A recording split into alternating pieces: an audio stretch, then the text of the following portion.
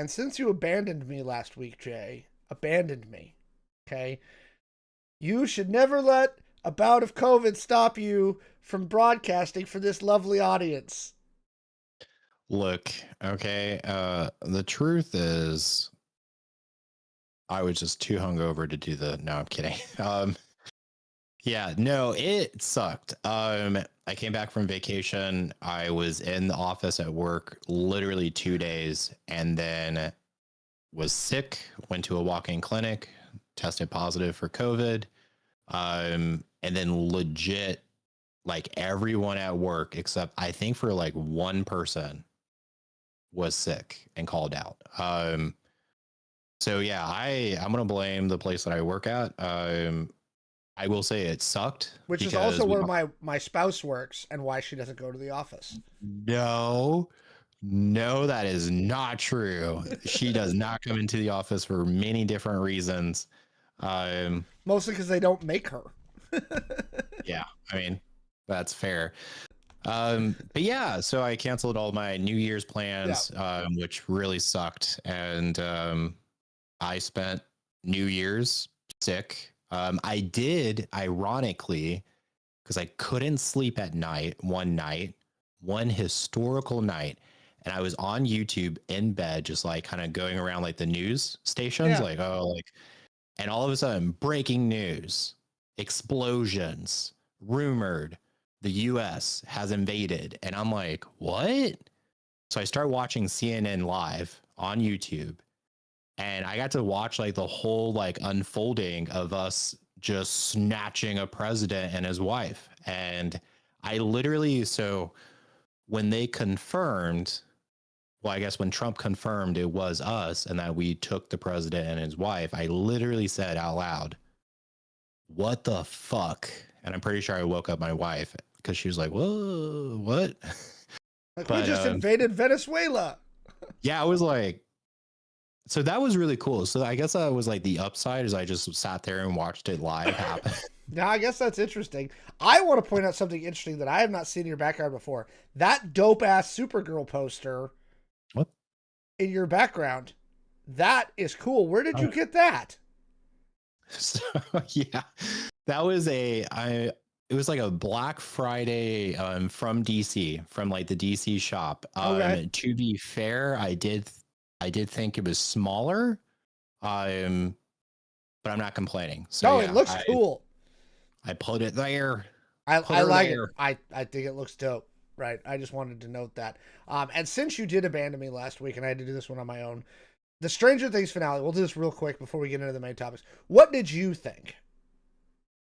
So at first, the ending I thought went a little too long.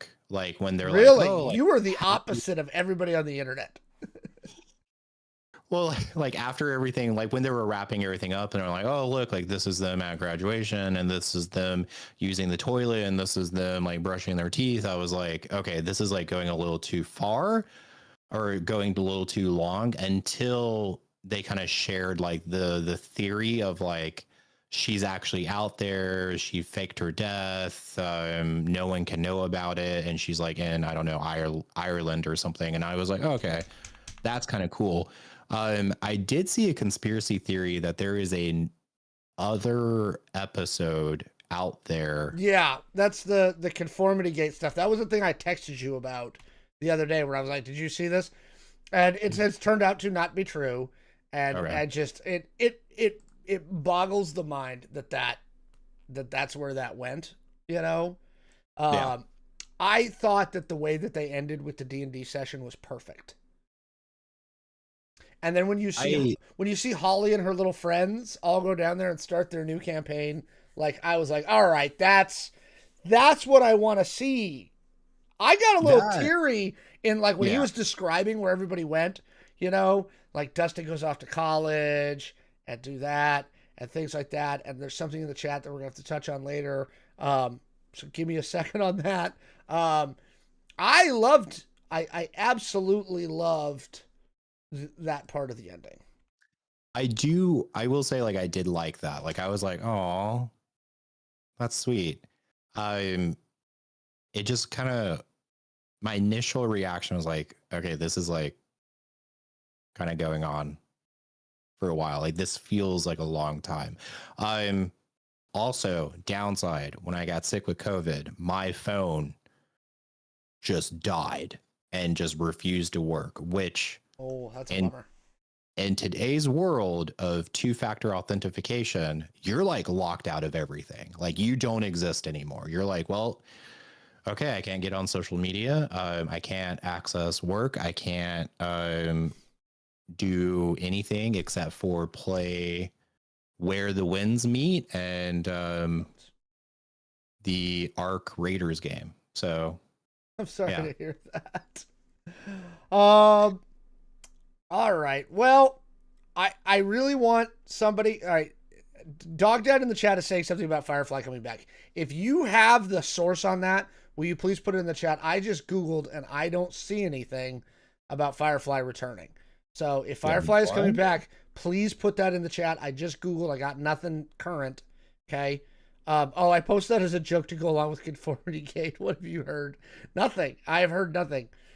My understanding of Firefly is it's in rights limbo right now. I think Disney has it, but I know Universal owns a piece of it. So it's in rights limbo, near as I know.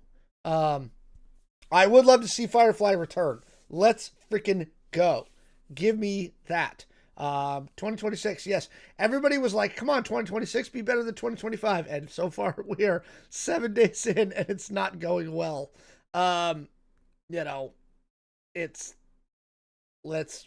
come back to that. We're going to touch on that. I am not opening with a depressing topic tonight, though. I refuse to do it. I already told Jay, I'm like, we're not starting with Minnesota. But since we're talking about starting, we may as well get started. Welcome, coming to you live from our weird home studios. It's me, Alex, and my co-host Jay. Welcome again to 2026. It is the Error Code Show for January 8th, your place for news, pop culture, politics, gaming, and whatever the hell else we want to talk about. If you want to support the show, you can subscribe to us on Twitch. It's very inexpensive. Or if you have Amazon Prime, there is free Prime subs. You get one free Prime sub if you have Amazon Prime. So you can use that to give us Amazon's money, and we would really appreciate it. You can comment, like, and subscribe to our videos on the YouTube channel. Sharing those and commenting really helps us defeat the algorithm gods. We're on our march to 5,000 subs, which is our next big, that's our next, we want 5,000. Be sure to also follow us on Twitter and Facebook at the Error Code Show. Jay posts all kinds of stuff that we're doing to that particular site. So with that out of the way, we're actually going to revive a topic from last week that we didn't get to do because Jay was sick. So we're going to do this one first because it's really very much fun.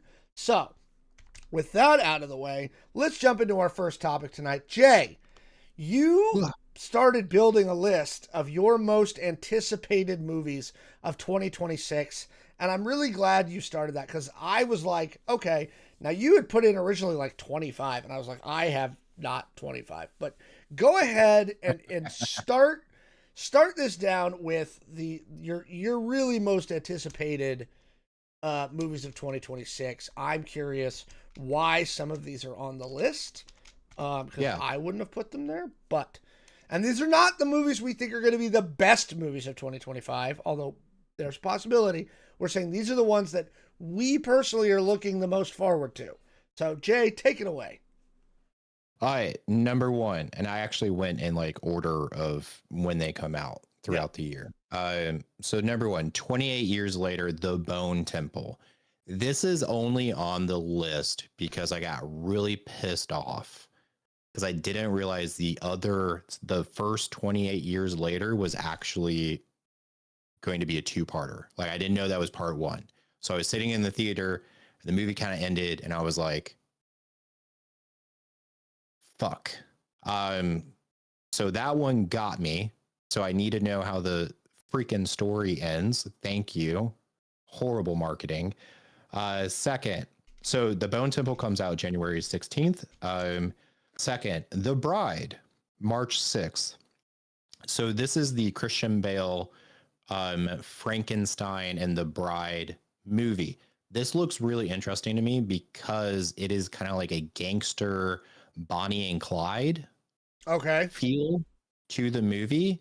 Also, I will say, like, I don't know why all the Halloween movies are just not coming out in the month of October anymore. Like, I feel like we get nothing in October and all the movies are coming out throughout the year. Maybe that's like Halloween trying to take over like the entire year, which I'm all for. Just like show me the petition to sign.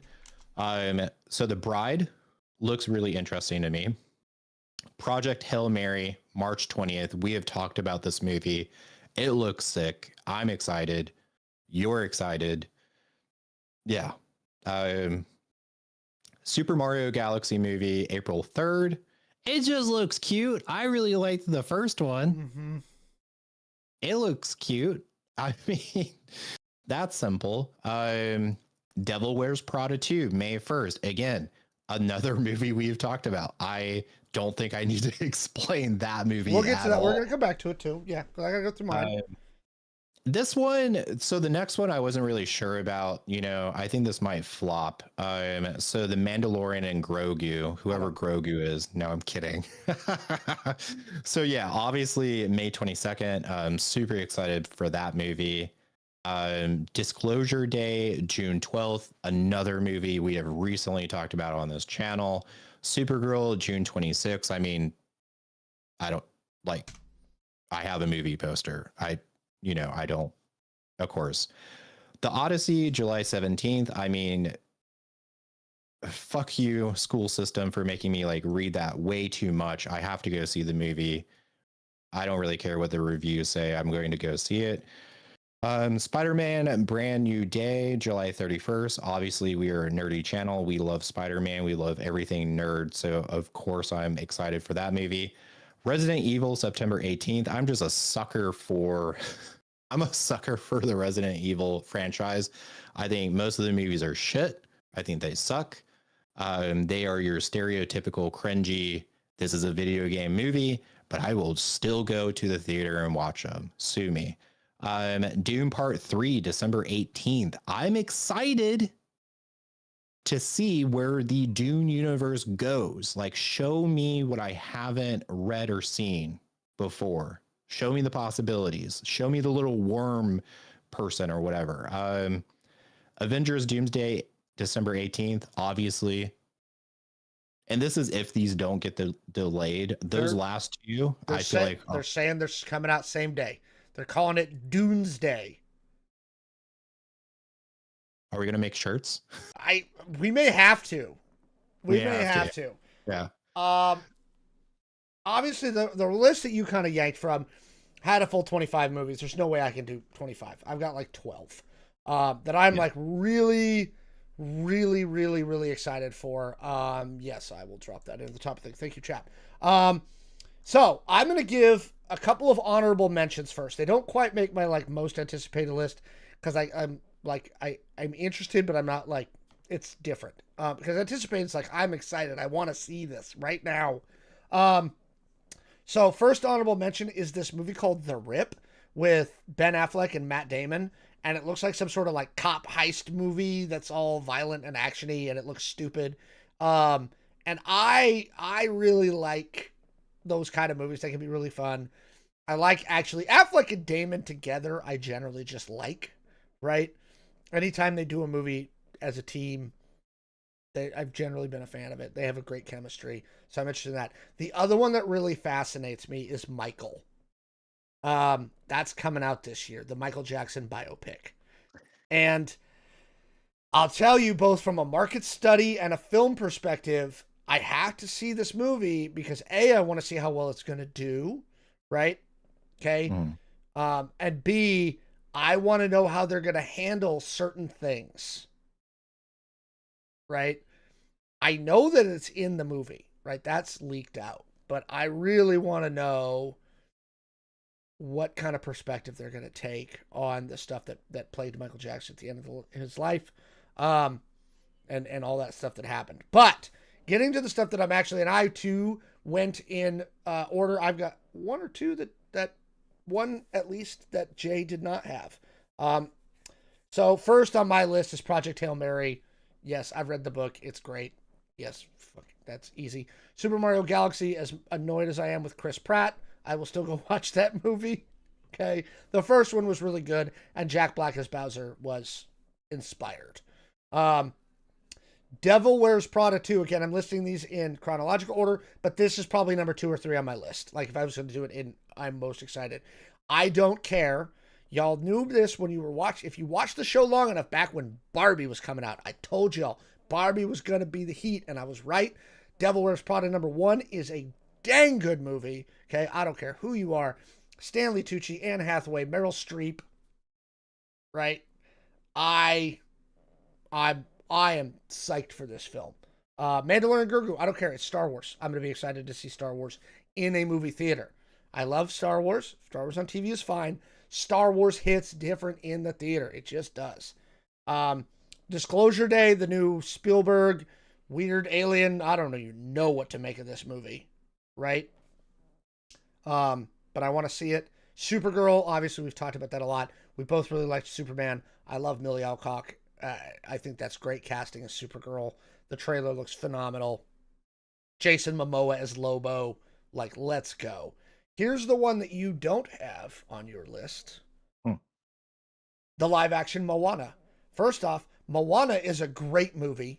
Okay. Yes. I don't care what you say. And The Rock can really belt it out. Okay. So give me some stuff. And it is The Rock playing live action Maui. It's him. They didn't get a different actor. I want to see this because the first Moana, the songs are iconic. Lin-Manuel Miranda did a phenomenal job with the songs in that movie. And I want to see The Rock with a giant fish hook. Okay, I'm into it. Okay, I'm going to go see Moana. Obviously, you mentioned the Odyssey. I've seen some of the behind the scenes stuff on that. It looks phenomenal. And it's Christopher Nolan, so yeah, he very rarely screws up, right? Spider-Man: Brand New Day. Obviously, we mentioned that. Dune 3. This one I'm excited for because A, I love Dune, but B, I really want to know how they're going to do this. The book that it's based on, Dune Messiah, is not a happy book. It is not happy. And then finally, Avengers Doomsday. We've gotten now the X-Men trailer because they're just doing these little snippet trailers that keep coming out. We've seen the X-Men one. We've now the Wakanda and Fantastic Four one leaked. So yeah, I'm excited for it could be a really good year in movies. I see 1, 2, 3, 4, 5, 6, 7 movies that could hit the $1 billion club.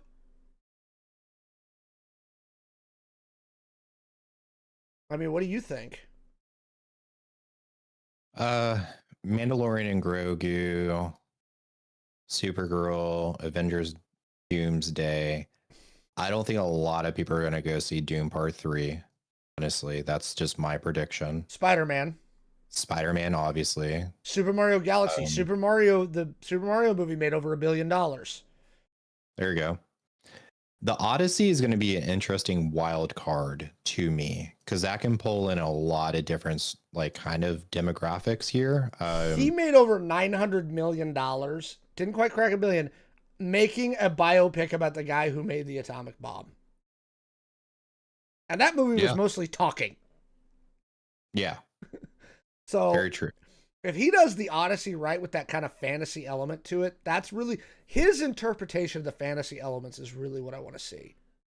Mm-hmm. Yeah. I think Avengers Doomsday is going to walk to $1 billion.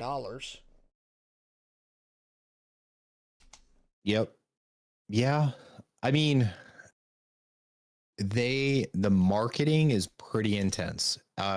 We are, the movie comes out in December, and like you mentioned, they are slowly releasing these little teaser snippets in January. Mm-hmm. So they are putting some marketing into this. So I do think Doomsday is just going to walk to $1 billion. Yeah, I think there's a decent chance it hits 2. So Again, it looks like a good year of movies. Again, the first one out the gate for me is Project Hail Mary. Like, I am so excited for that. I can't wait for that movie to come out. It's going to be great. So, anyway, folks, what did you think of the stuff we listed out? Is there something you're particularly anticipating? Are you anticipating something called Sheep Detective that the chat keeps bringing up? Let us know what you think down in the comments below. Watch Devil Wears Prada Swamp Walk 7 more. I think Devil Wears Prada is going to make $1 billion. I think it's going to make $1 billion. And the reason I think it's going to make $1 billion is the first one did pretty well. What did it make? Devil Wears Prada. It made all $326 million, and that was 20 years ago. So let's account for inflation, yada, yada, yada. And it has only gained in popularity. Right? That's now kind of a cult movie where a lot of people, you know, really, really love that movie. I think it's gonna blow the doors off. Alex and Jay make Oscars predictions. The Academy is too dicey, and I would only be able to do it for the major categories. I mean, some of the stuff, like, I wouldn't even be able to begin to guess. Did you see One Battle After Another? Yes. So if you recall, I was at a work function one night, and I was having so much fun. I slipped over to AMC. I just walked over there and watched half of One Battle After Another. Just to calm down from all the fun I was having, and then I went home. I did, when I was sick, finally go back and I rewatched the entire movie. Such a strange movie to me. And Time Magazine, this is a huge reason why Time Magazine named Leonardo DiCaprio as like Entertainer of the Year. And I don't really honestly know why. Unpopular opinion. It's an interesting movie. It's a little weird, though. It's kind of a front runner for Best Picture. And I think best picture is K-pop Demon Hunters. Fight me. It's not going to get nominated. I would personally vote for Sinners. Right? Sinners, yeah, that was really good. Yeah. I liked The Life of Chuck, and I don't care. That was my favorite movie of 2026 or 2025, and yeah. But that's why I don't do Oscar predictions. It's too unpredictable. I'll be honest, you really have to, like, I see a lot of movies. Jay sees a lot of movies. You have to see a shit ton of movies to make Oscar predictions. It's very difficult. So we'll watch the Oscars. Leo did one picture. How is he the biggest entertainer? You're going to have to explain that to me more, chat. I don't know what you're asking there precisely. Time Magazine. Leonardo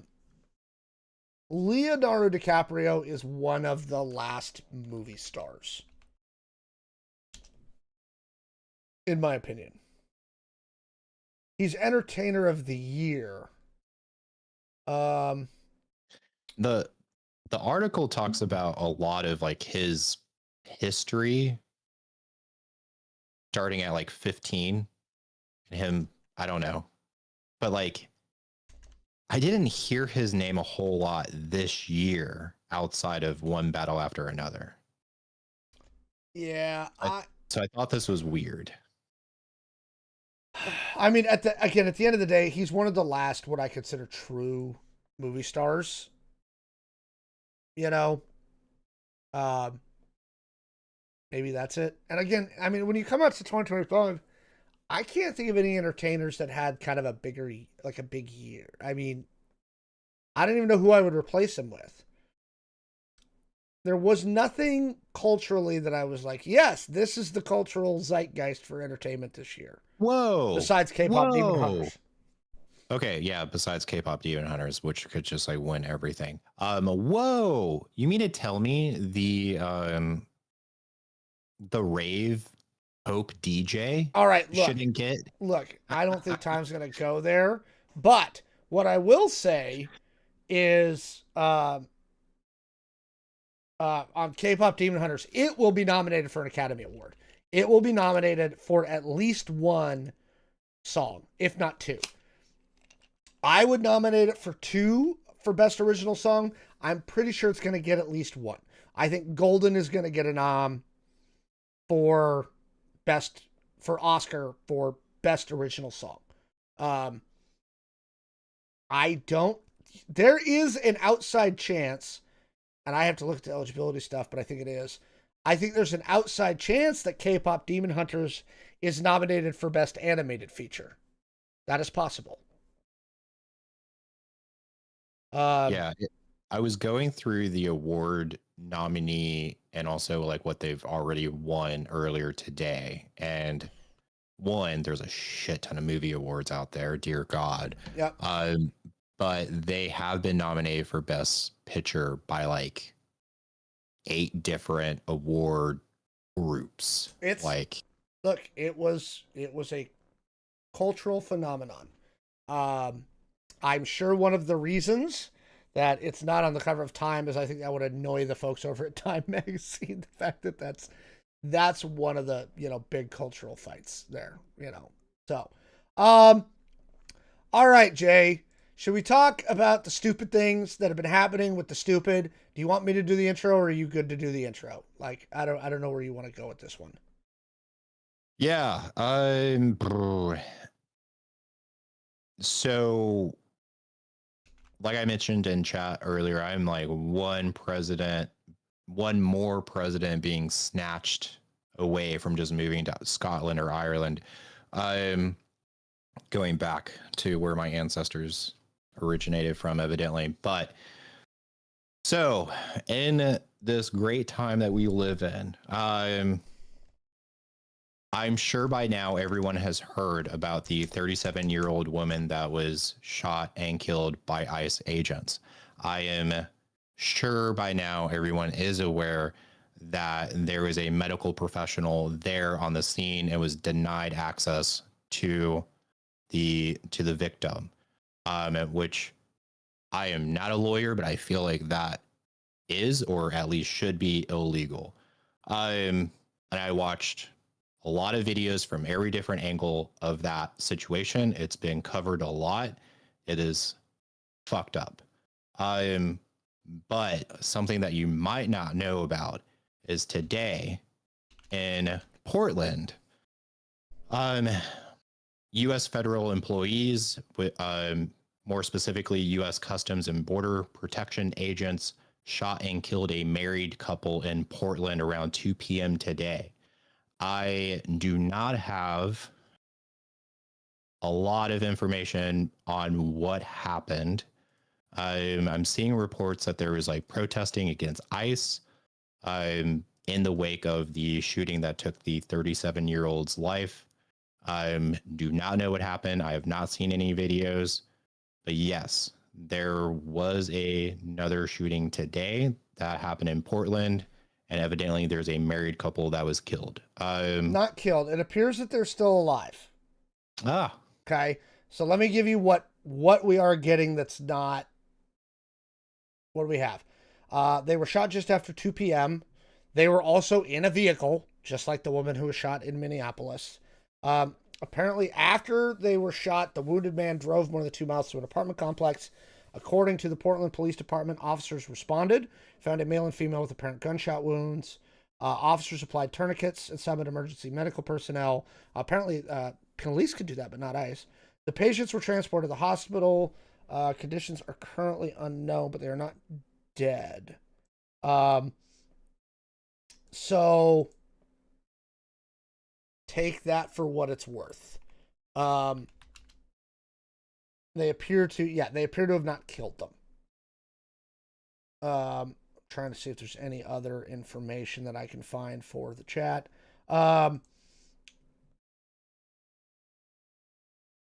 The fact that this happened 2 days in a row is just, the fact that it happened at all is mind-boggling. The fact that it happened 2 days in a row is just ridiculous.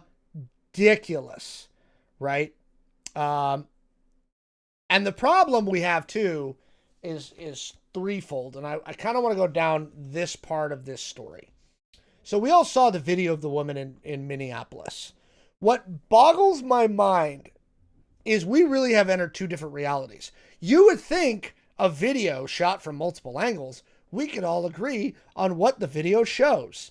But if you go on Twitter and TikTok, guess what? People don't agree on what the video shows, right? We're literally all watching the same videos, and the interpretation of what people are seeing in these videos is wildly divergent. And again, we're living in two different realities, and I don't know what we do. And the other problem that we have on the social media side, first off, our federal government's a little too active on social media, right? Let's start there. And two, I don't believe anything they say. Right? Like, I literally, they lie so consistently that I don't know. Border Patrol is claiming it was a targeted vehicle stop, that CBP was targeting them, that vehicle specifically, and that it was a target of a Venezuelan illegal alien affiliated with Tren de Aragua, and specifically a Tren de Aragua prostitution ring. Right? Again, you don't even know what to believe what they say. Right? It's absolutely freaking ridiculous. Because again, we're all watching the same videos and seeing two different things apparently. And two, like, there is just zero trust in what DHS or anybody else has to say about this. And here's the funny thing. You remember yesterday Trump was all defending the ICE guy? New York Times reporter showed him the video in front of him today, and he started to walk it back. He was like, no, that doesn't look good. Like, in front of the reporters. He's like, no, that's not right. I don't know what to do. I really don't.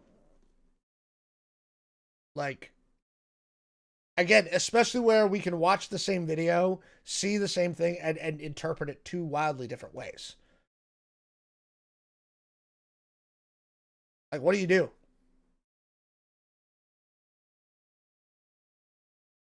Yeah. This is something that I have kind of seen a lot of coming from Florida. It almost seems like a lot of people have an issue of like admitting they were wrong. So, and what I'm going to say is people who have voted for Trump, it does not matter what you show them. It does not matter what the president says. It does not matter what the president does. They will not walk back like how they voted being a mistake or anything like that. I think that's true of the hardcore MAGA. I think that there is still a middle, and I put that in heavy air quotes, right? That, again, I think is probably very quietly, and I've seen a few, but it was very quietly like, well, that was dumb. Now, they're being very quiet because they don't want to admit that they voted for this, right? Because it's being thrown in their face. Anybody with half a fucking brain who's not a hardcore MAGA, and it had to be, look, hardcore MAGA doesn't get him elected. You have to get outside of the hardcore MAGA base to get him into the Oval Office. So I think there's just a lot of people who are very quietly regretting their votes right now, who are like, fuck. But they're not going to come out and say anything publicly because there's that, you know. Yeah, and again, you're right. Hardcore MAGA, they're beyond. They don't care, right? Look at the crap the vice president was saying today, right? These people are terrorists. Shut the fuck up, dude. And here's the part that drives me the most nuts. The police in this country have a looser set of rules of engagement than I had when I was in a war, right? Literally looser. They have more legal protections to shoot random people than I did, right? How is it we you know, there's a guy I follow on TikTok and I love it, right? We can teach 18-year-old, like halfway literate kids with assault rifles to not commit war crimes, but you can't teach ICE agents to not blow people away when they're not actually in danger? Like, who is teaching these fucking people? And the worst part is, by the way, the guy who did the shooting yesterday, his name has, like, come out, right? So the ICE agent who shot him, or, his name, they actually identified him. I gotta find it. He's been identified. And yeah, here we go. Fox 9 Minneapolis. His name is Jonathan Ross. He is an ICE agent out of the Minnesota field office. I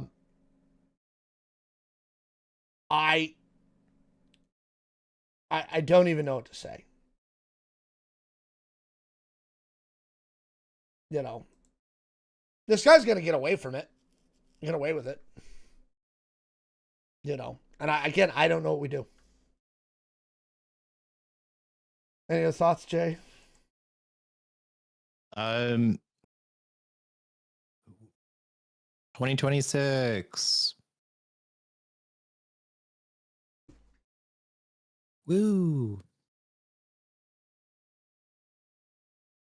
Yeah, it's ridiculous. Absolutely ridiculous. Let us know what you think down in the comments below. I'll be honest, I don't even know if I want to post one of these on YouTube. It's so sad.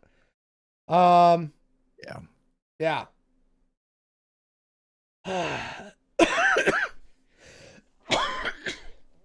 Let's push the button. We'd be better off dead. Look, people can defend all kinds of things. We've defended all kinds of things in the history of this country. It's ridiculous. It's absolutely ridiculous. I honestly, like I said, I don't know what to say about it. Beyond it's just absolutely stupid. But let's cleanse the palate a little bit, shall we? Let's cleanse the palate. So, something interesting came out. We talked a while back about the Star Wars Starfighter movie being directed by Sean Levy, who did Deadpool and Wolverine and Free Guy and stuff like that. He was doing a profile, and apparently he shared a neat story from the set of Star Wars Starfighter. Apparently they were shooting, and Tom Cruise decided to show up with his helicopter, because, you know, as you do, right? And he came to go visit the set of Star Wars. And, you know, look, he's Tom Cruise, okay? If he calls the producer and is like, hey, can I come see your set? You probably say yes. So Tom Cruise flies his helicopter over to go see the set of Star Wars Starfighter, which again, Sean Levy, starring Ryan Gosling. And here's what happened. Sean Levy, apparently as a joke, right, said, hey, why don't you shoot one of these scenes? Right?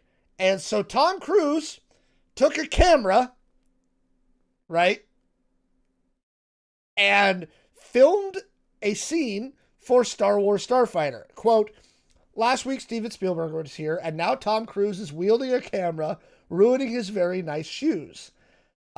He shot a scene that, and this, I want to dig into this in a second, apparently was a lightsaber fight in water. Right? Quote, now when you see the movie, you'll know that part of it was shot by Tom. I mean, how cool is that? So, first off, I think it's kind of a neat story, right? Like Tom Cruise is like, yeah, sure, I'll shoot, right? As you do if you're Tom Cruise, right? But a lightsaber duel in water. Is Ryan Gosling a hiding Jedi? What's going on here? Now I'm picturing them because, like, you remember that the release photo they had, where it's Ryan Gosling is on like the speeder with the kid over the water, right? Mm-hmm. I'm wondering if it's like, you know, like waist deep water and there's two guys fighting like on a beach, you know, with lightsabers. That's what I'm picturing in my head. But I want to know in the Starfighter movie, who's got some lightsabers? Because I wasn't expecting me no lightsabers. Yeah. What do you think? Is Ryan a Jedi? I thought this movie was just about the X-Wings just blowing stuff up. I didn't know the Jedi were going to be there. Apparently not. Yeah, I'm like kind of shocked hearing about this. And I'm also like kind of shocked that they like let that be released, because that to me, that would have been a really good surprise, like in the theater, being like, oh shit, we got lightsabers. Like this isn't just a Starfighter movie. We got lightsabers. So yeah, I mean, someone has to be in hiding. Which we know, right? Like after Order 66, and also, you know, well, this one's Darth after Vader. No, this one's after episode 9. This movie takes place after episode 9. Oh shit. This is forward of Rise of Skywalker. They're getting out of the post original trilogy era.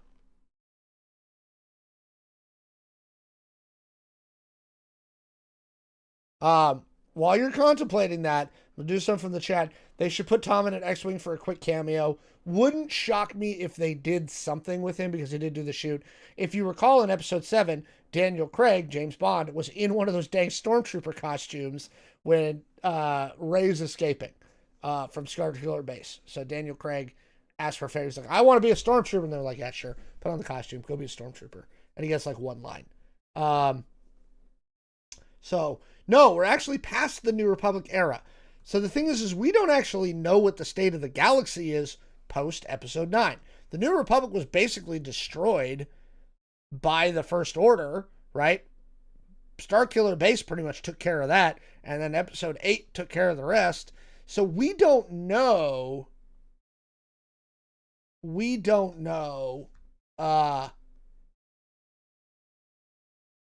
the state of the galaxy is at this point. For all we know, it's just chaos, right?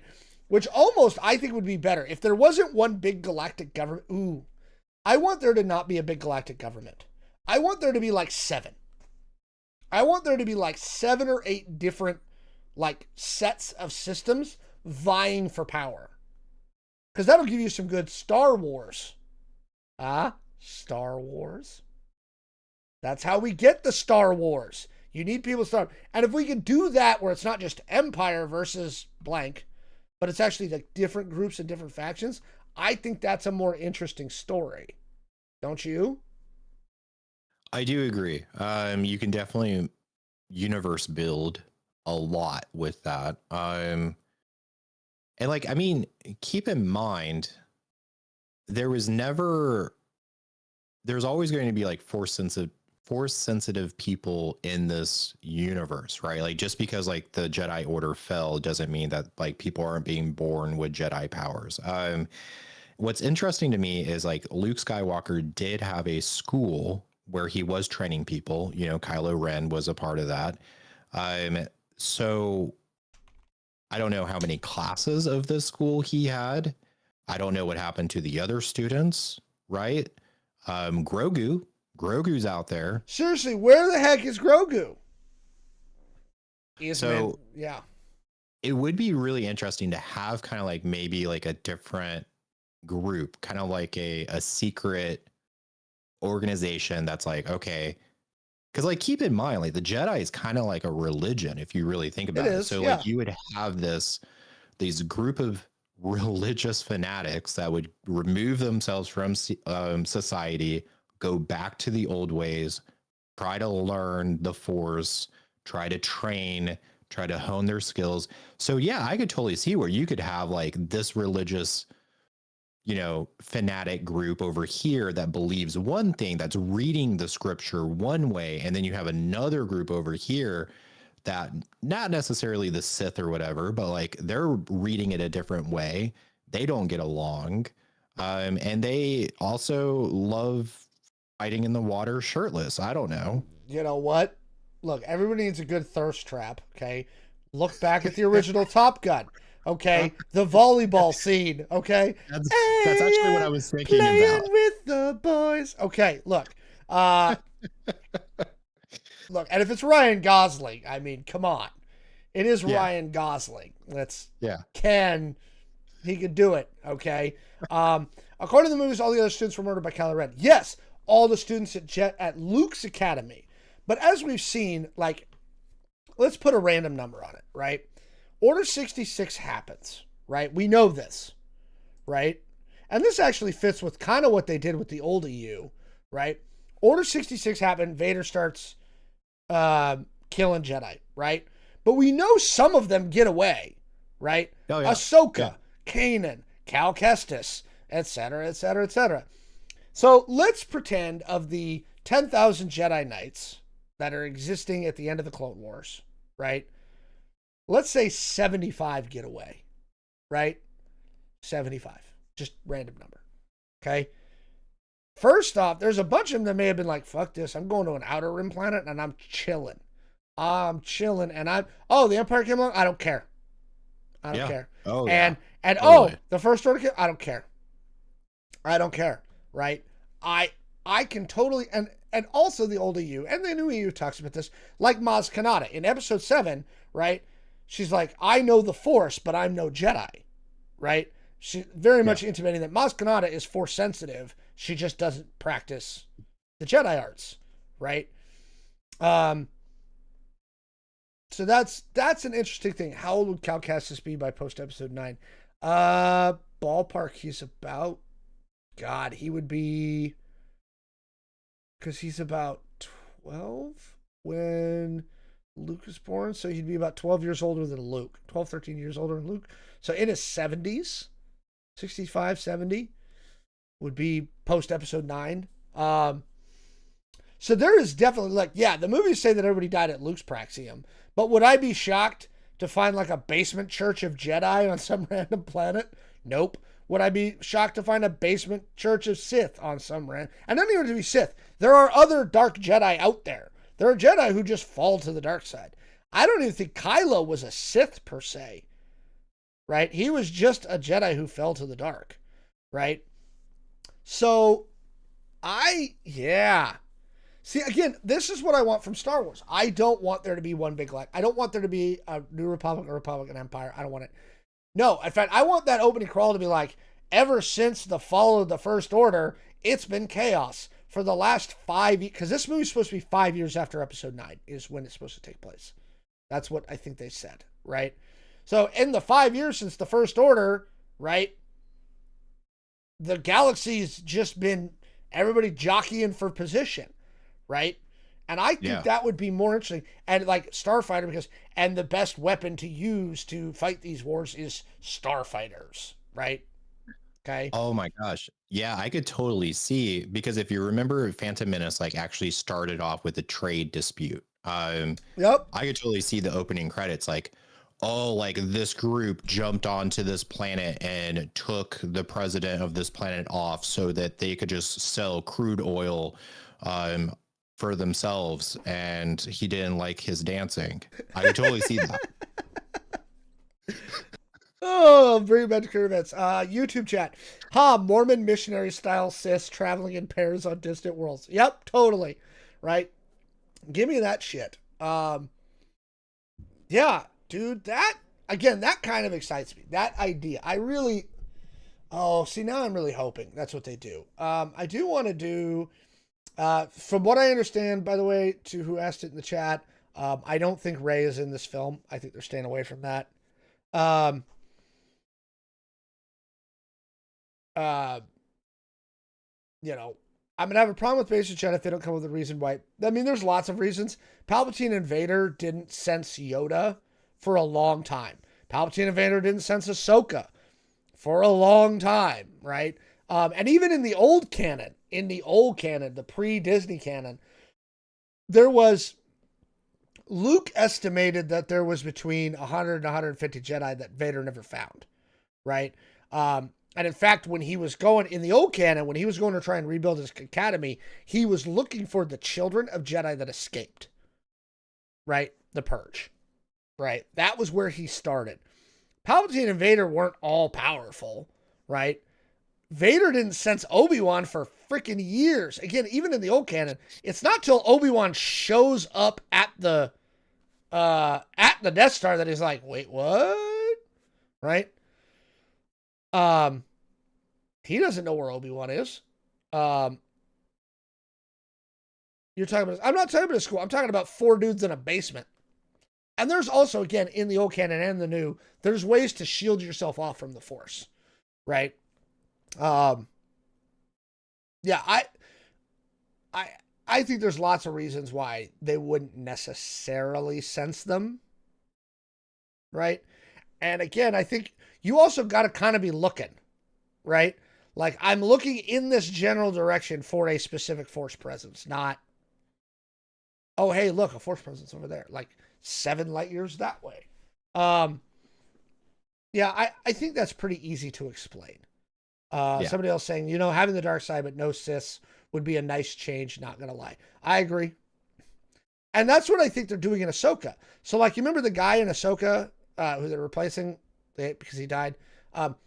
He, to me, strikes me as Dark Jedi, not a Sith. Yep. Right? That's really what that looks like to me. And I want to see them do more of that. And really, if you want to get down to it, Ahsoka will tell you, I am no Jedi. She called herself not a Jedi anymore. She left the Order. And that was the other thing, too. Before the Purge, there was Jedi. Count Dooku left the Order. Like, they addressed that, right? And he was allowed to leave, right? They were like, oh, bye, Dooku. See you later. Goodbye. And Dooku was like, yo, deuces, I'm out. Oh, I fell to the dark side. Yeah. But he was permitted to go. Yep. And I think one of the most like badass scenes of all of Star Wars is that scene with Ahsoka where she says like, I will avenge my master. And Vader's like, Vader. Yeah, like Vader's like, oh, like revenge is not the path of a Jedi. And she says that line of like, I'm no Jedi. And she's got the white sabers. Like, the hair always stands up on the back of my neck when I see that scene. Like, and that's when you see her break out the white lightsabers again, and because she's bled them white now. She's like, nope, screw you. I love that scene in Rebels. I was just talking to a coworker of mine about that the other day. Actually, while we're on the subject of Star Wars, I forgot this broke yesterday.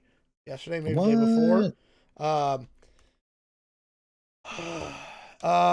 Let me pull this up. So, we have been teased many times. Okay, actually, I'm gonna do this. Is it a video game? No. Okay. Okay. This broke 2 days ago. We've been teased many times. There's been many reports that Kathleen Kennedy was going to leave Lucasfilm. Okay. Now, before we get into this video, right, I'm going to state this again. I don't dislike Kathleen Kennedy. She is a phenomenal movie producer. She is one of the most prolific and accomplished film producers in the history of Hollywood. Okay. And if you don't believe me, go look at her IMDb page. Okay. This woman did E.T., Jurassic Park, Schindler's List, right? Like all kinds of phenomenal movies. Okay. She has not been a good studio head for Lucasfilm. She has really done a bad job. And I think it was a mistake for George to pick her.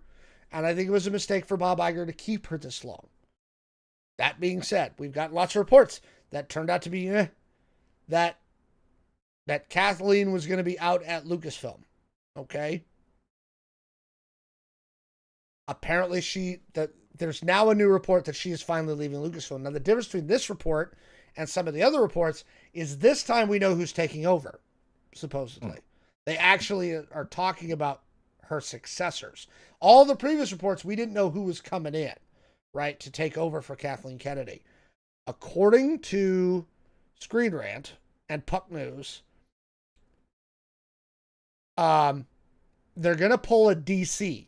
Remember when James Gunn and Peter Safran took over DC? And they were like, we're not putting one of you in charge. You guys co-head the studio, right? Because James, you're good on the creative, and Peter, you know how to run a studio. Yay! Apparently, Disney's going to do something similar. The new heads of Lucasfilm, supposedly, will be Dave Filoni and Lynwood Brennan, who is currently the president and general manager of Lucasfilm Business, right? Will be promoted to co-head of the entire studio. So,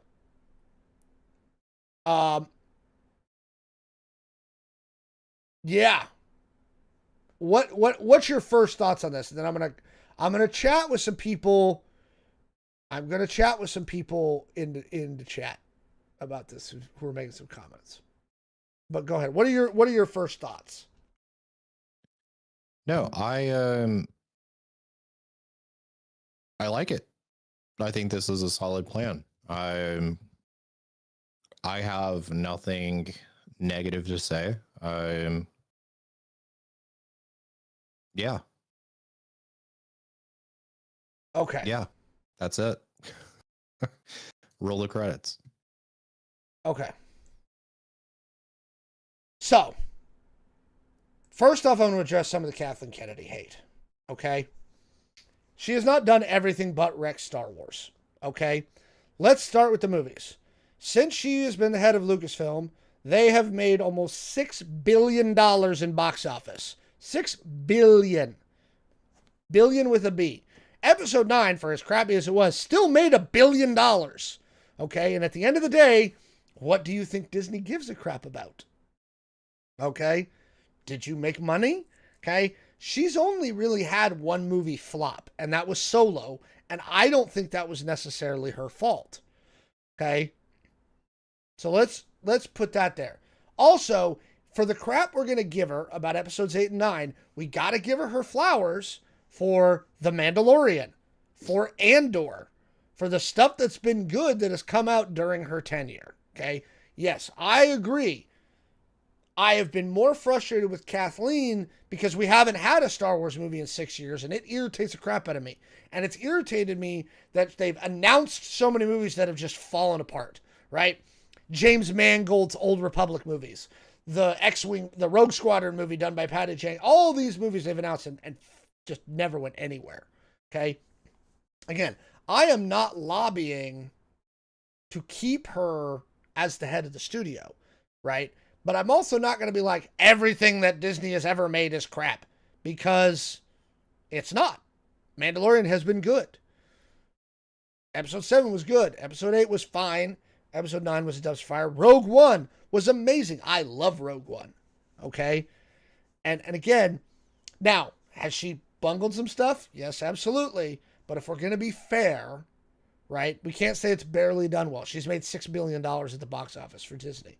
$6 billion. Okay? So take that for what it's worth. Here's my concern with Filoni. I think Star Wars needs new blood. Filoni has been around since the days of George. He is George's Padawan learner, right? He was trained by George, right? Everything he does is just George. It's George's thing, and I think that Star Wars needs a different creative lens on it now. If you want to make good new Star Wars, you need a different creative lens.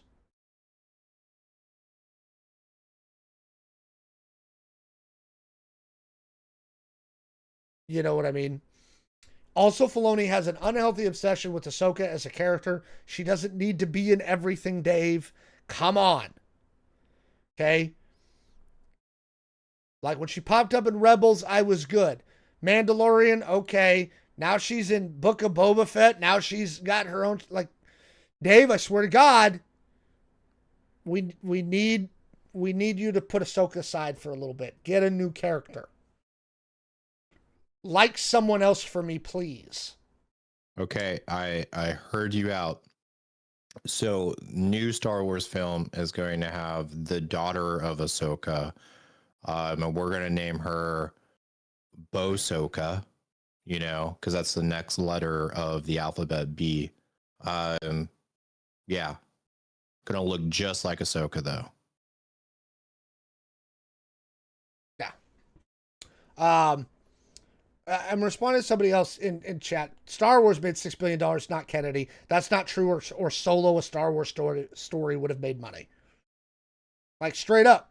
Like, we can have a Star Wars movie flop. It will happen. It has happened. Okay? Again, do I think she has been a perfect steward? No. Do I think Mandalorian is great? Rogue One, Andor, all those? Yeah. You know, I'm gonna do that. Then Go Soka, Do Soka, and Yosoka. Just gonna keep going up the line. Yeah. You know. That's my concern about Dave. So hopefully we'll get some like actual concrete confirmation of this, but apparently the official announcement's supposed to come out in a week or two. This seems like a really random time to do it.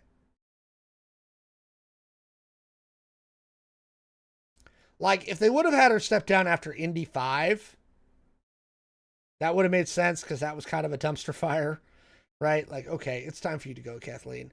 Or maybe wait another year, let Mandalorian and Grogu come out in Star Wars Starfighter and see if those are any good, right? But this just seems like a really random time to do it. And I'm wondering if they want Dave to start announcing some of the stuff they've greenlit. Because he's been the chief creative officer for a few years now. So take that for what it's worth. I don't know. What do you think? Do you think Dave's going to do a better job than Kathleen? Let us know what you think down in the comments below. Is there a creator I would pick to helm Star Wars? Not off the top of my head. Let me think. Hang on. No, I'll be honest. I'm not sure who has both the experience in that level of creative, and who'd be willing to do the job. I can't think of anybody off the top of my head. Can you think of anybody, Jay? What about Maggie Kang? Spell that for me? Maggie and then Kang. I think that would be some fresh. I am not. Oh, the one who made K-pop Demon Hunters? Yeah, that would definitely be a different take on Star Wars, I'll tell you that. I made you look it up. That's funny. Oh god. Yeah. No, I can't think of anyone. Like, somebody legit. in YouTube saying Taika Waititi, and no, he doesn't. No, I wouldn't want him to head the studio. Would I let him make a Star Wars movie? For sure. For sure. I would love to let him make a Star Wars movie. I would not want him to be the head of the studio. Yeah, and here's the thing. A lot of directors have said very publicly that they won't work on Star Wars. They're like, screw that nonsense. We're not doing it. This fan base sucks. And they've literally cited, like, the fan base is too toxic. Like, it's just, there's no way to win. I kind of like to think of it as, like, you know, you always hear like the movies, like with the surgeons, like the top tier surgeons, they will not like work with some patients because they don't want to like ruin their perfect score, right? Or their perfect like record or whatever. I think it's kind of the same way with directors, because like you can pick up a Star Wars movie and you're kind of taking a gamble. It can either be really great and it's going to accelerate your career, or it's going to be horrible and then you're back to making, I don't know, Christmas specials for CBS or something. Like, some of the YouTube chat says Star Wars has Harry Potter grade fandom toxicity.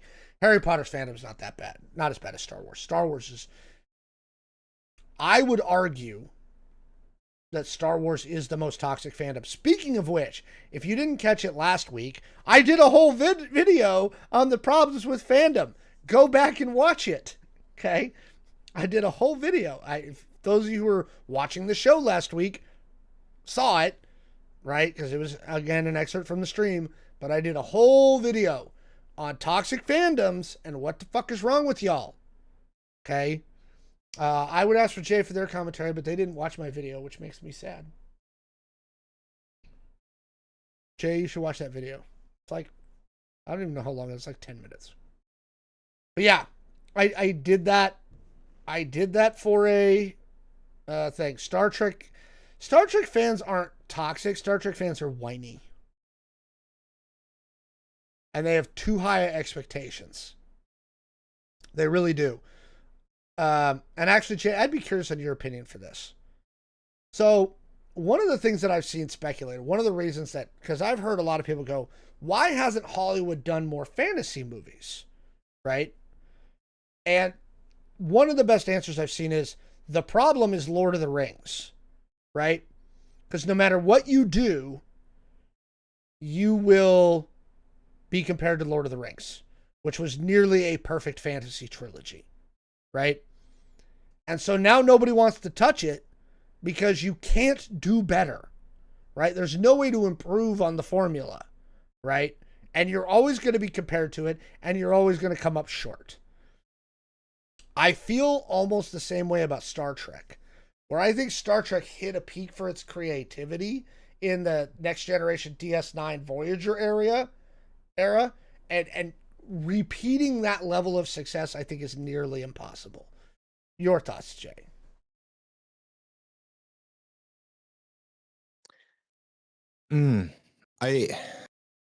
For me, like, you also have to think about like the newer generations, not the newer, the younger generations, like coming up that don't want to watch older stuff. So, for instance, like with me was Star Trek. I can't tell you what I tried to watch. Kind of growing up, I tried a couple of times to get into Star Trek, and I was like, this is like some nerdy shit. Like, I love Star Wars, but like this is like, it's like those kids that play like that darn Magic game in the cafeteria. No, I'm kidding. That was a joke because I play Magic. I just couldn't get into it. But now, the most recent kind of Star Trek series, I forgot what that's called. Well, Starfleet Academy just came out. Oh, I have not seen that. Strange New Worlds. Strange New Worlds. Mm-hmm. I tried Strange New Worlds and I fell in love with it and was like obsessed with it. I was like, let's watch all of it. And I think a lot of that is like, as the younger generations come up, whatever is coming out that's new to them, they're going to be drawn to. So you kind of have to keep making stuff and not being afraid of not living up to Lord of the Rings, because you might end up living to Lord of the Rings for this generation, if that makes sense. I get it. But I mean, do you understand? I guess my question is, does it make sense, like the logic there, which is this is why nobody's done it? Yeah. It does make sense. It's kind of sad to me. Like, it's like, like if I was a director and someone came to me and was like, hey, do you know Lord of the Rings? And I'm like, yeah, fucking of course I do. And they're like, hey, I have an idea to make a movie that's similar to Lord of the Rings. I'm going to be like, fuck that. No. So I can, like, if I putting myself in the shoes of a director, it would be hard. Like, you would have to have a solid movie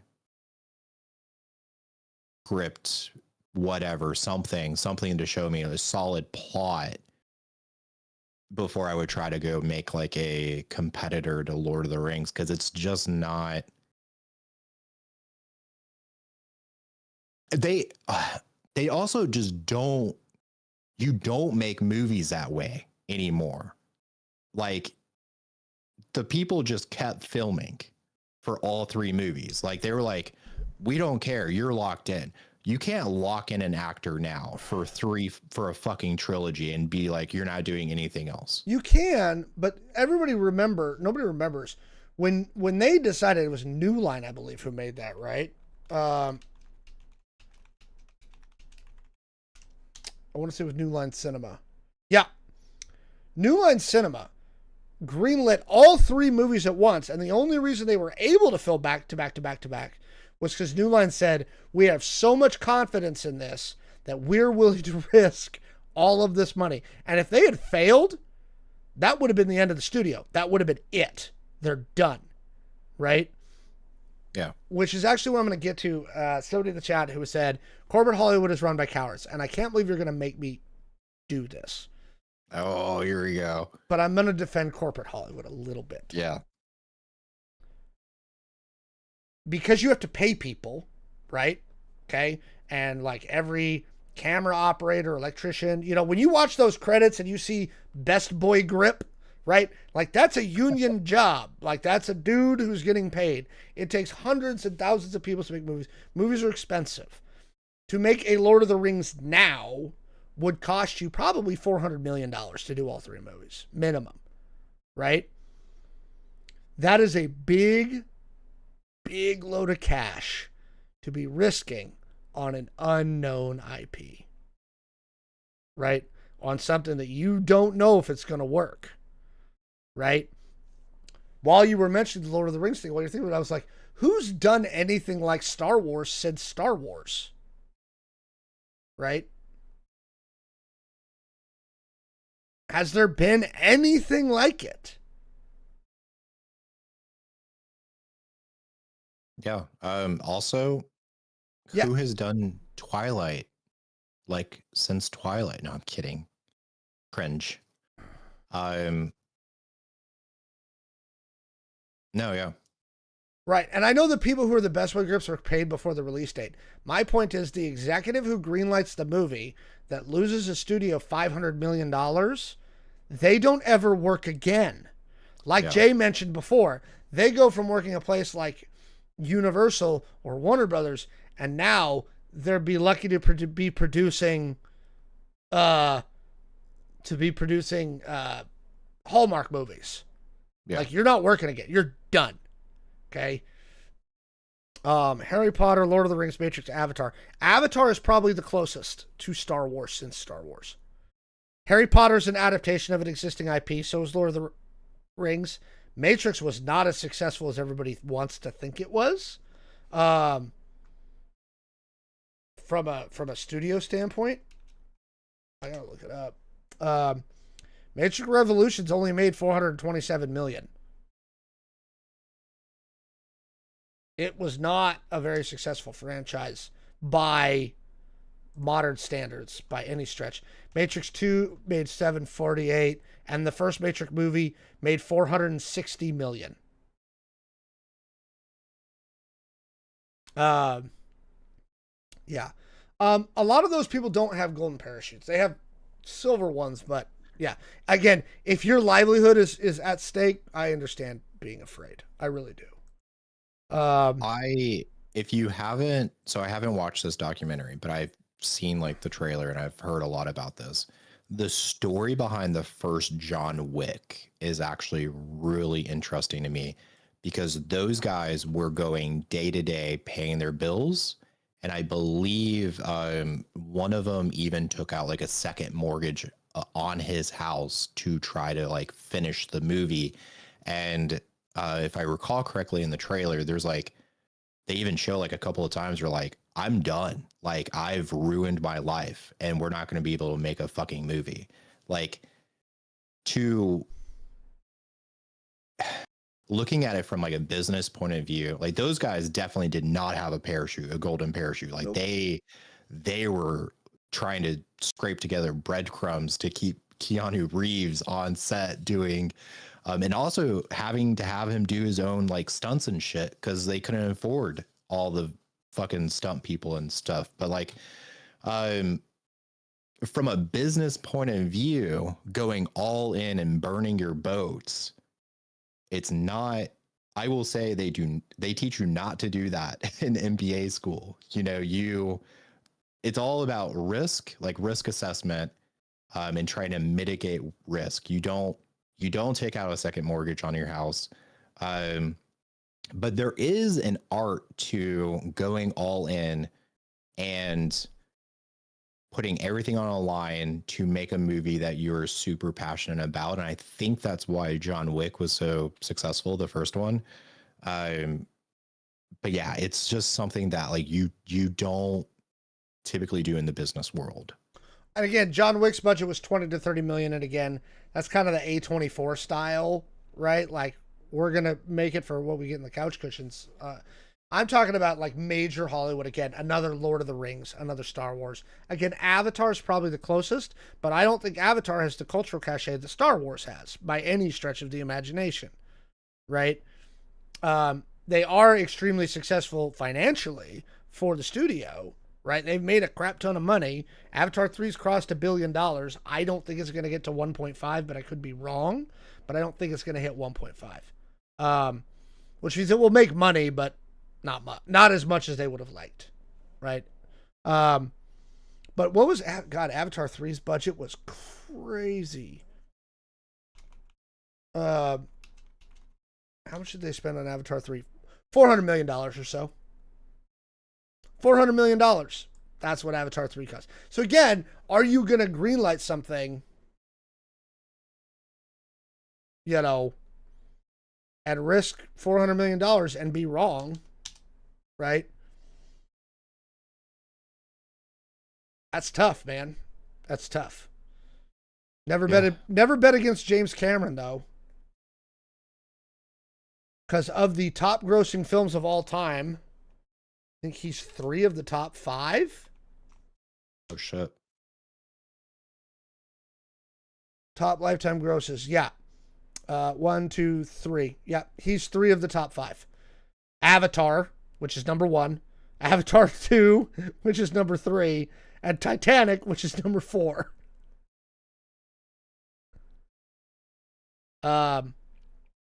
I just want to be brown lit for $100K. I can't afford to chase a green light.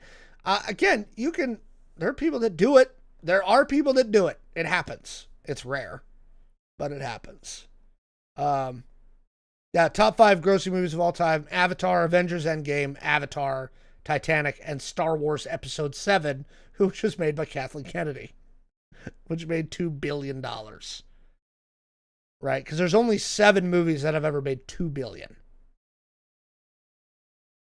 You know, speaking of Cameron, Terminator and Aliens. Yeah, I mean, yeah. Cameron was a safe bet for the studio to spend $320 million. And here's the thing. They spent $327 million making the first Avatar, and it made $2 billion. They made their money back. Even he's not sure if they're going to greenlight Avatar 4 and 5. So, we'll see. Okay, Jay, do you even want to do this XAI one? I was going to go back to the rundown because...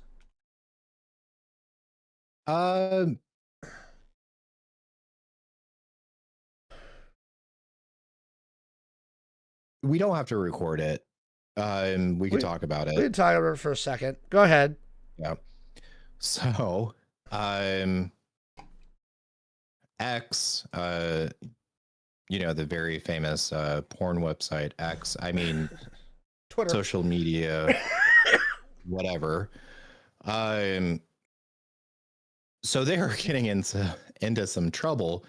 I actually didn't even know about this. Alex had to actually kind of explain to me what's going on.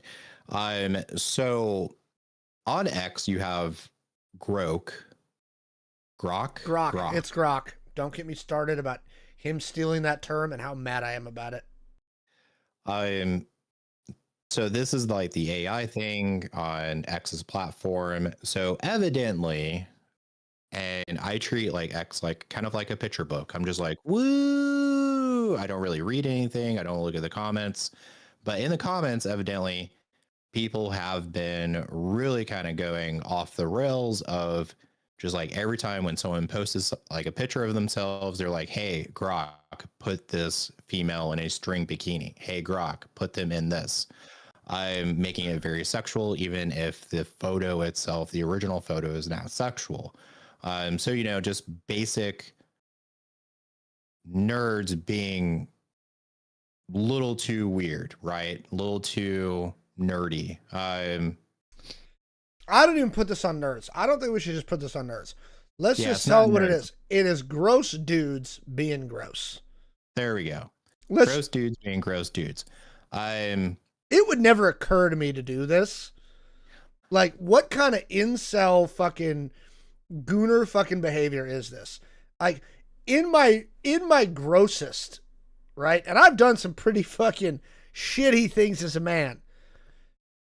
It would never have occurred to me to be like, let me take some woman's random thing and publicly tell the weird thing to make it sex. Like, and even like kind of in front of the content creator. I mean, it is like they can see it. All the fans can see it. All of Twitter can see it. A little weird. But okay. You're gonna have gross people doing gross stuff, right?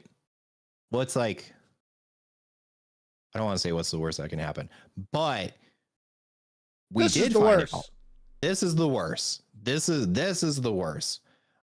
So now we are getting into the illegal realm of child abuse material being generated by Twitter's AI, because evidently people are posting pictures of children on Twitter, which I don't know why you would.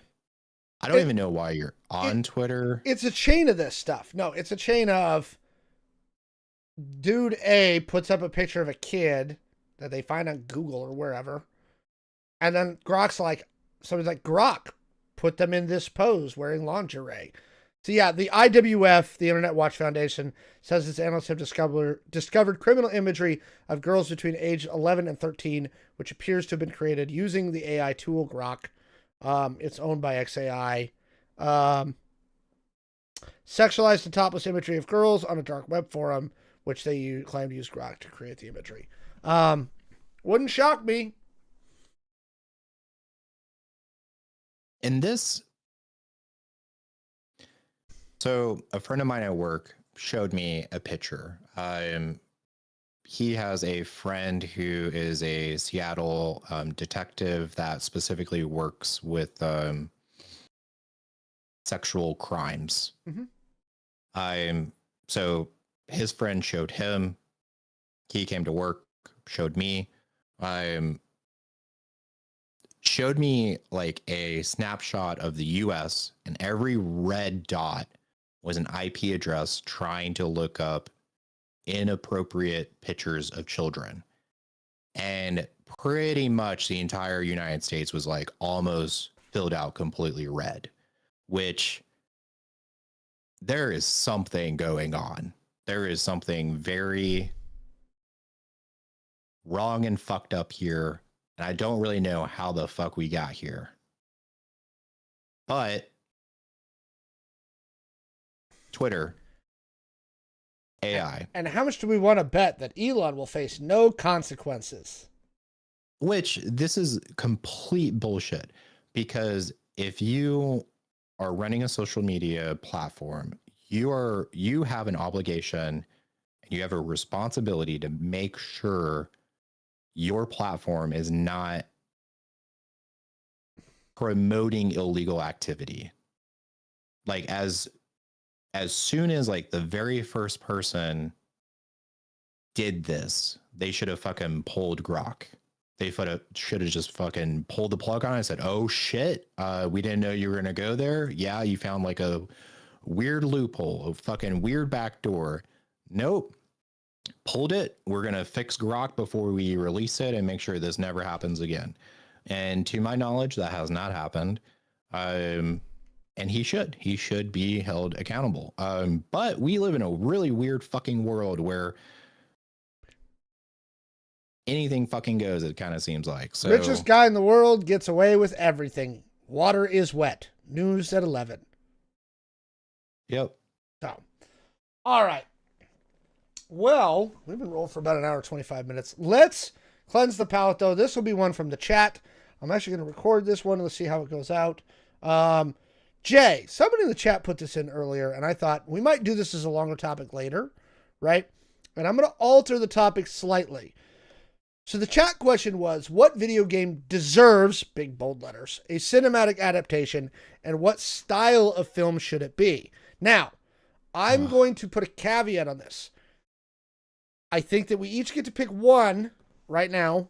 We'll think about this more for later. We might do this as a longer topic if people want it. But I'm going to open it up. Not just a movie. It could be a movie or a TV series. Because like they're doing the God of War series on Amazon Prime. So what video game, if you could pick one right now, deserves a cinematic adaptation? And what style would you make it? If you want a second, I already know what my answer is. You can go ahead. All right. Go ahead. I would take Final Fantasy, because I've been replaying through Final Fantasy Tactics, the Evil East Chronicles, and I love the original. I love that. So here, I would make Final Fantasy Tactics into a show on HBO, right? And I would leave all the magic of it in, right? But the baseline of Final Fantasy Tactics is very like Game of Thrones-esque, right? And there's a deep running like class warfare narrative throughout the first like half of the thing, because it's talking about the nobles and how they go to war and they use the common folk as soldiers in their wars, and the common folk all die or they get screwed and they don't get paid at the end of the war, and then the nobles go home and they're just fine and the common folk are left to be screwed. And then add in like church and magic and all kinds of stuff. I think it would make a great 4-season show on HBO, and I wish they would do it, because it's got like the politics of Game of Thrones, but it's got some good shit in it. And so if you were to be like, which one deserves it, that one deserves a real like solid adaptation onto an HBO level show. Like, I would love to see that. So that's my vote. Okay. Somebody in the YouTube chat said Assassin's Creed, but better than the first one. I agree. I would go with that one. But Jay, what is your answer? God.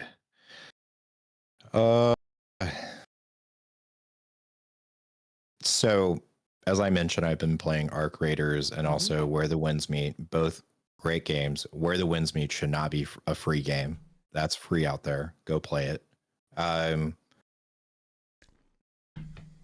I want to, I'm not going to pick a Star Wars game, just, I don't know, just because, just try to do something different. I'm going to say, I'm going to take your lead on the HBO show thing, because HBO does not make garbage. I'm going to say HBO show of the video game Sons of the Forest, and I would make it a complete horror thriller TV series.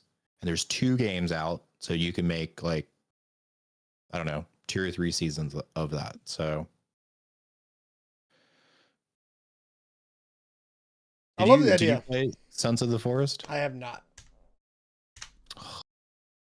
So okay, so Sons of the Forest, you have cannibals. It's kind of like Lost, actually, now that I think about it. You're on an island.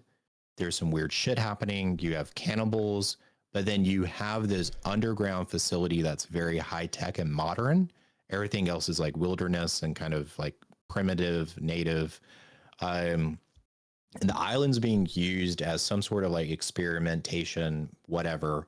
And you have to go through the island to try to get like supplies and try to build like a fort, because you need to protect yourselves against cannibals, but then also you need to like explore the underground world, figure out what's going on this island, and try to like get off of the island. So I think it'd be a great like kind of scary horror HBO series. It's a good answer. I like that answer. There you go. All right, folks. Somebody in the chat is saying Lunar Silver Star story made into a fantasy trilogy. Could be good. Double Dragon as a classic kung fu martial arts flick. I think somebody mentioned that earlier as like a wuxia like style, and I love that. Star Wars Jedi has Star Wars Jedi Survivor. Those are already basically movies. I don't think we need to make those into movies. Yeah. They're movies with like game interludes, right? And again, I like both games.